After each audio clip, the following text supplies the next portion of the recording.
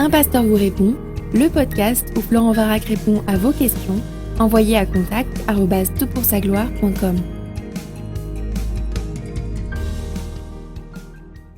La question qui nous préoccupe pour ce podcast est la suivante. Bonjour, merci pour votre travail qui m'aide à comprendre les textes et par là même le projet de notre Père pour l'humanité. L'actualité m'incite à penser que la fin des temps approche. Ma question, comment comprendre Luc 22, versets 35 à 38 ? Si les ténèbres s'abattent sur la terre, devons-nous ou devrons-nous nous défendre et comment ? Pourquoi une épée ? Merci de votre aide. Écoute, merci pour ta question, une question d'éthique compliquée en fait. Elle a été compliquée pendant longtemps et en même temps elle a aussi une certaine simplicité. Alors, tu as raison, on se tutoie sur ce podcast, j'espère que ça va. Le retour du Christ est proche puisqu'il est prévu pour aujourd'hui. C'est aujourd'hui que Jésus revient, ou en tout cas bientôt. Et il faut garder cette perspective d'un retour imminent, même si ça fait 2000 ans que les chrétiens gardent la perspective d'un retour imminent de Christ sur la terre. Cela doit toujours nous garder de vouloir nous enraciner sur cette terre trop profondément. Nous la quitterons soudainement, peut-être, par le retour du Christ, ou de toute façon par notre mort. Et donc ne rien tenir comme si la vie que nous avons était la seule vie que nous puissions avoir. Hein. C'est important de garder. Et en même temps, de planifier notre vie avec sagesse. Et finalement, la question que tu poses reflète cette volonté d'être sage dans les temps que nous pouvons vivre.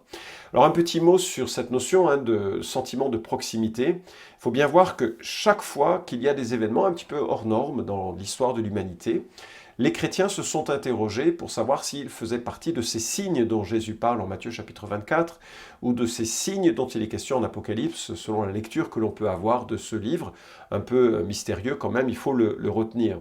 Et ils ont eu tort.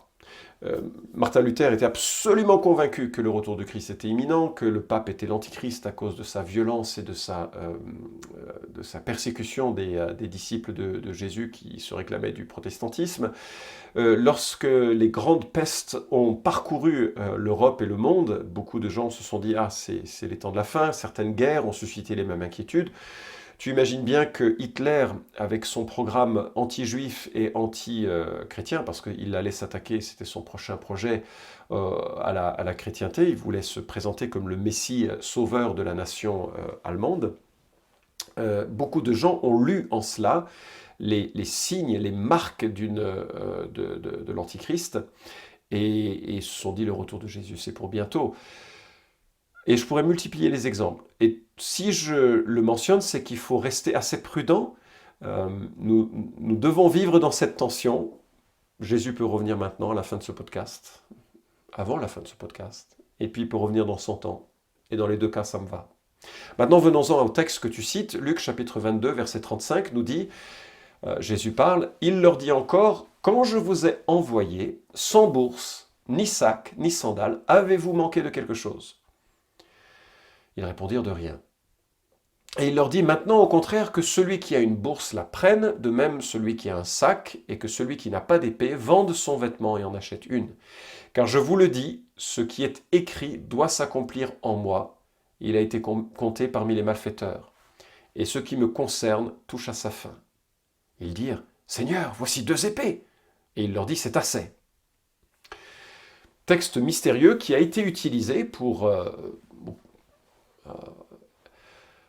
encourager la défense personnelle, parfois la vendetta, et parfois aussi la prise des armes au nom de la chrétienté. Ce n'est pas le texte principal qui a été utilisé pour cela, donc c'est important qu'on le considère.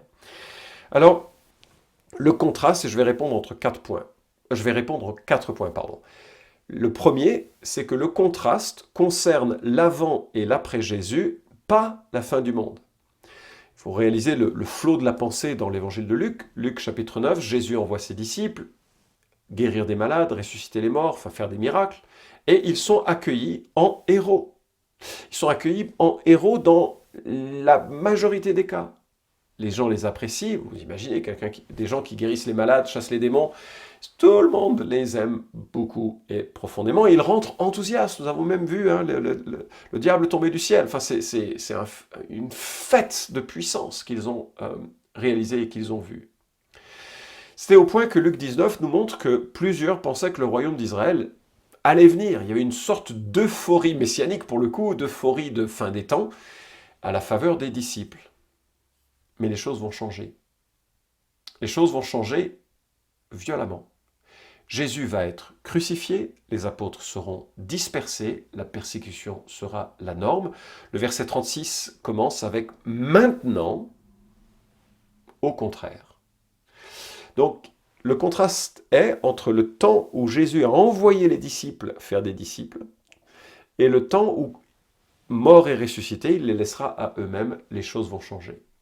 Donc, ce n'est pas une notion qui s'applique à la fin du monde. Ça, c'est la première observation. Deuxième remarque, l'achat d'une épée reflète la venue des détresses. Le mot épée a des sens différents tout au long du Nouveau Testament. Parfois c'est un symbole de conflit, parfois c'est simplement l'opinel de l'époque, c'est-à-dire le couteau suisse que chacun avait sur soi. C'est très utile, il ne faut pas imaginer les maisons remplies de ce que nous avons aujourd'hui, et une épée servait à plein de choses. Et donc on voit l'utilisation de ce terme dans le Nouveau Testament avec ces deux sens, un sens figuré et un sens littéral.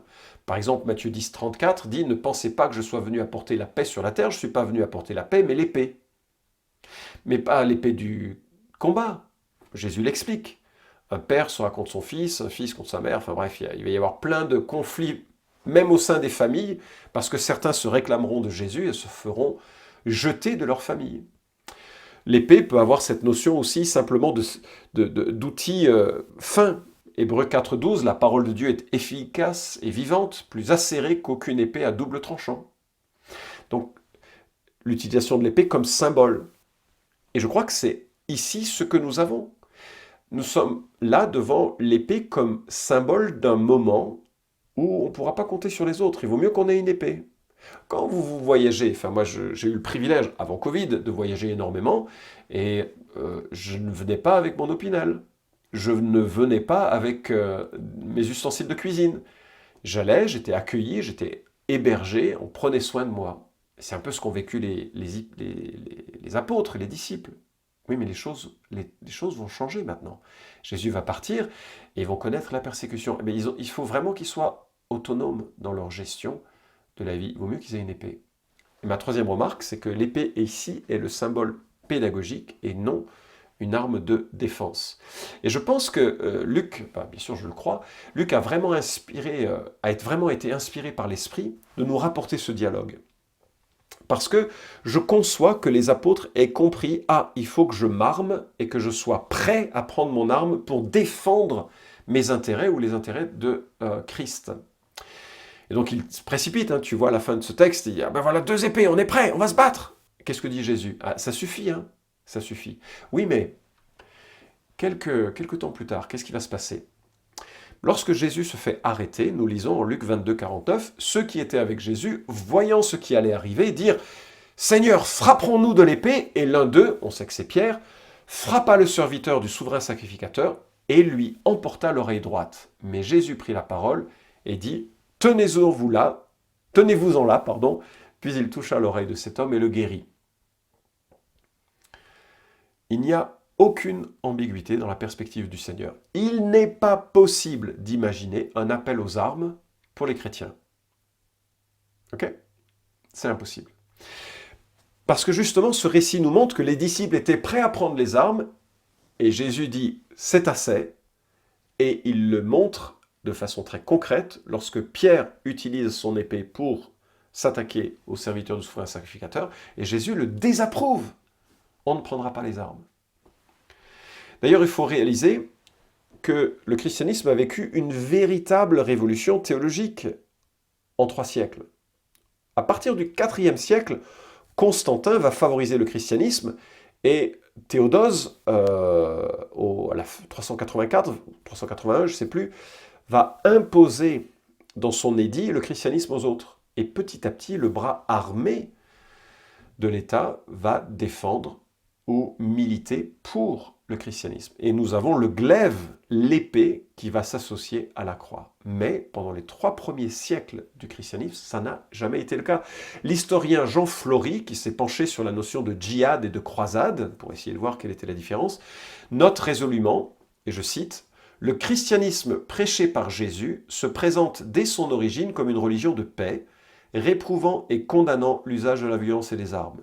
À la fin du XIe siècle, pourtant, le pape Urbain II prêche la croisade. Expédition de guerre sainte, prescrite aux chevaliers chrétiens en rémission de leurs péchés, destinée à reprendre par la force le Saint-Sépulcre de Jérusalem, tombé 4 siècles et demi plus tôt entre les mains des musulmans. C'est dire que l'attitude de l'Église chrétienne face à la guerre a, au cours de ces 11 siècles, connu une évolution si profonde, un changement si radical qu'il vaudrait mieux parler à son propos de révolution doctrinale. » Fin de citation.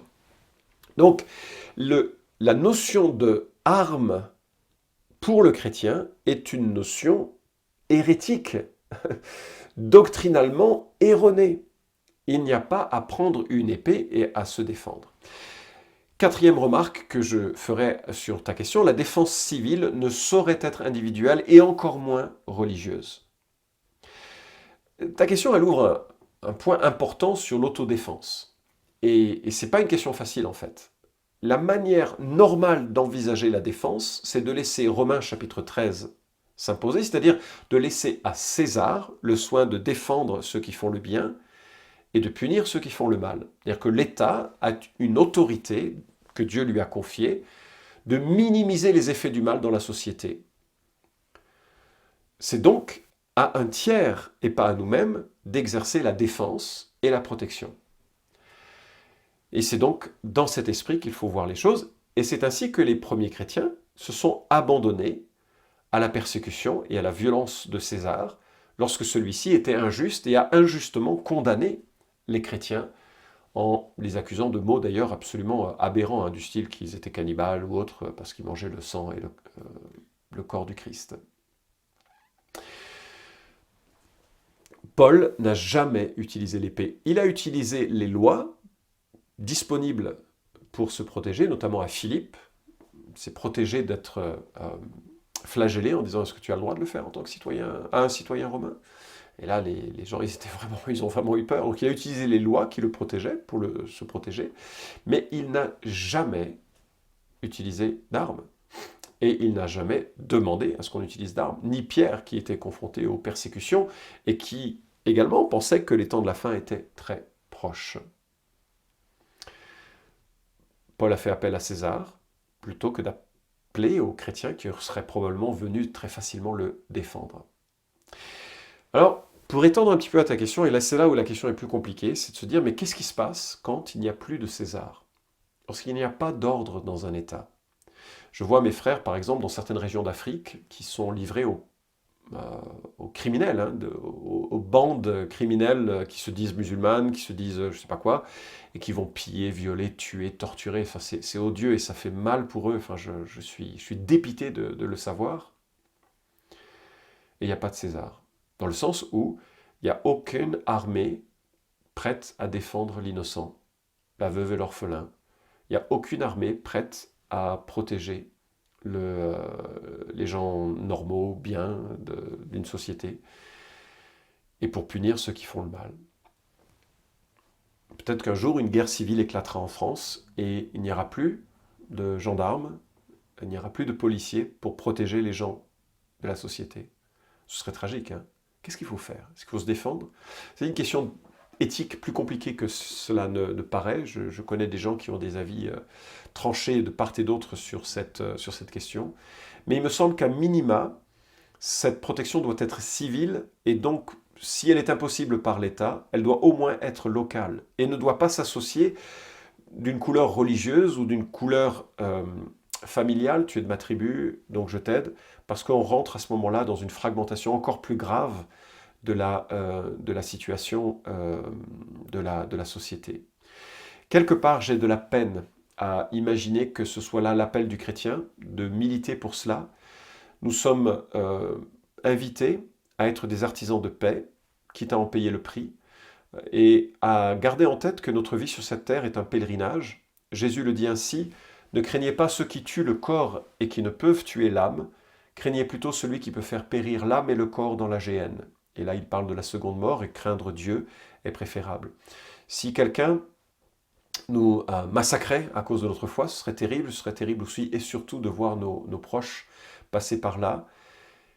Mais ce n'est pas la fin de notre vie. Le meilleur est à venir. Les églises persécutées dans le monde attestent combien c'est à la fois compliqué et glorieux que de suivre un Christ qui est mort à la croix et de rester fidèle à lui, quelles que soient les circonstances, de témoigner par notre amour plutôt que par notre résistance, y compris face à l'Antichrist. Témoigner par notre amour la violence que peut créer le mensonge ou que peut créer le diable auprès de ceux qui nous entourent. Donc, en tout cas, d'épée à utiliser pour se protéger, non. Ni dans le temps présent, ni dans le temps à venir en tant que chrétien. Après, voilà, j'ai donné quelques pistes pour des situations un petit peu plus nuancées que pourraient être ces questions éthiques dans des environnements différents, mais j'espère en tout cas avoir répondu à ta question sur l'évangile de Luc et le port de l'épée. Vous pouvez suivre cette chronique hebdomadaire Un pasteur vous répond sur SoundCloud, iTunes et Stitcher.